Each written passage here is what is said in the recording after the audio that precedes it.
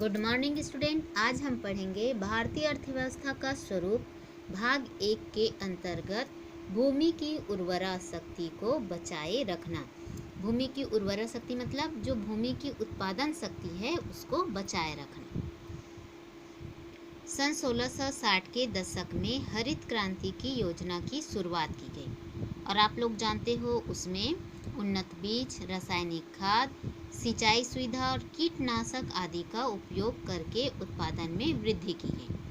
फसलों के अधिक उत्पादन की चाह में कृषक वर्ग द्वारा अपनी भूमि में रासायनिक खाद और कीटनाशकों का अधिक प्रयोग किया गया, है ना। जिससे क्या हुआ, उसका जो दुष्परिणाम है वो अब दिखाई दे रहा है और ये पंजाब में हुआ। सबसे पहले पंजाब में किया गया और सबसे अधिक किया गया, इसलिए जो दुष्परिणाम है वो अभी पंजाब में दिखाई दे रहे हैं, है ना। इसके फलस्वरूप क्या हुआ, हरित क्रांति का उपयोग करके उत्पादन में तो वृद्धि हुई, इससे अनाज भंडार बढ़ा, अकाल पर काबू किया गया, खाद्य सुरक्षा संभव हो पाई, है ना। भूमि में कई प्रकार के सूक्ष्म जीव मौजूद होते हैं, इसीलिए कहा गया है कि शक्ति को बनाए रखना। सूक्ष्म जीवों की सड़न अपघटन के कारण तरह तरह के पोषक तत्व भूमि में बनते रहते हैं इन सूक्ष्म जीवों के कारण।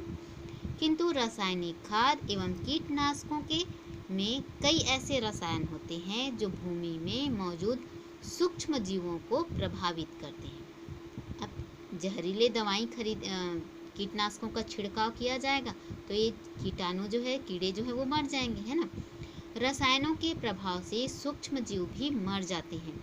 इन सूक्ष्म जीवों के नहीं रहने से कृषि भूमि की उर्वरा शक्ति, है ना, उर्वरा शक्ति धीरे धीरे कम हो जाती है।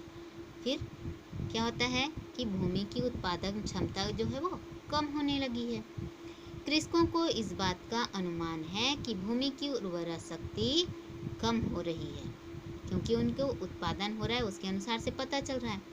पर वे उत्पादन बढ़ाने के लिए रासायनिक खाद और फसल को विभिन्न प्रकार के कीटों से बचाने के लिए कीटनाशक का उपयोग कर ही रहे हैं, है ना। इन कीटनाशक दवाइयों और रासायनिक खादों के छिड़काव से उर्वरा शक्ति वो कम हो रही है, लेकिन उत्पादन बढ़ाने के लिए जो किसान है वो इसका उपयोग कर ही रहे हैं। इससे कृषि लागत काफ़ी महंगी होती जा रही है, क्योंकि ये जो दवाइयाँ होती है वो बहुत महंगे में आती है ना। खेती के तरीके में कुछ मूलभूत परिवर्तन की आवश्यकता है, जैसे व्यापक रूप से जैविक खाद का उपयोग करना, ना। इसका जो भूमि की उर्वरा शक्ति है उसको हम किस तरह से बढ़ा सकते हैं, जो जैविक खाद होते हैं, घर में जो खाद बनाया जाता है ना, उससे क्या है, उसकी उर्वरा शक्ति को हम बचा सकते हैं।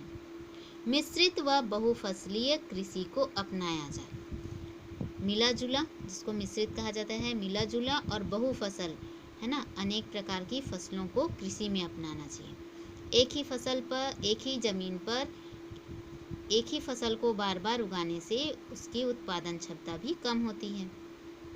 इससे क्या होगा, इससे भूमि की उर्वरा शक्ति बनी रहेगी और कृषि लागत जो अपेक्षाकृत सस्ती हो जाएगी। आमतौर पर देखा गया है कि कृषि एक ऋतु में बड़े क्षेत्र में सभी कृषकों द्वारा एक ही तरह की फसल की जाती है। किसानों ने अनुभव किया है कि इस कार्य में यदि किसी भी मौसम में प्राकृतिक परिवर्तन होता है तो उस क्षेत्र में सभी फसलें प्रभावित होंगी, क्योंकि पूरे क्षेत्र में एक ही फसल है। मिश्रित एवं बहुफसलीय कृषि के अपनाए जाने से प्राकृतिक परिवर्तन, है ना, प्रकृति में कुछ परिवर्तन आ गया तो ये फसल उस परिवर्तन को नहीं सह रहा है तो दूसरा फसल सह लेगा, है ना। प्राकृतिक परिवर्तन के होने के कारण होने वाली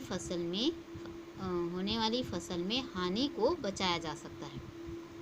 जैसे किसी गांव के कृषक रबी के मौसम में विभिन्न खेतों में गेहूं, चना, मटर, मसूर, सरसों आदि की उपज लेती हैं। इसका परिणाम यह हुआ कि प्राकृतिक परिवर्तन से कुछ फसल ही प्रभावित होंगी, है ना, और शेष फसल को बचा लिया जाएगा, क्योंकि दूसरी फसल जो है वो प्राकृतिक परिवर्तन को सह लेंगे।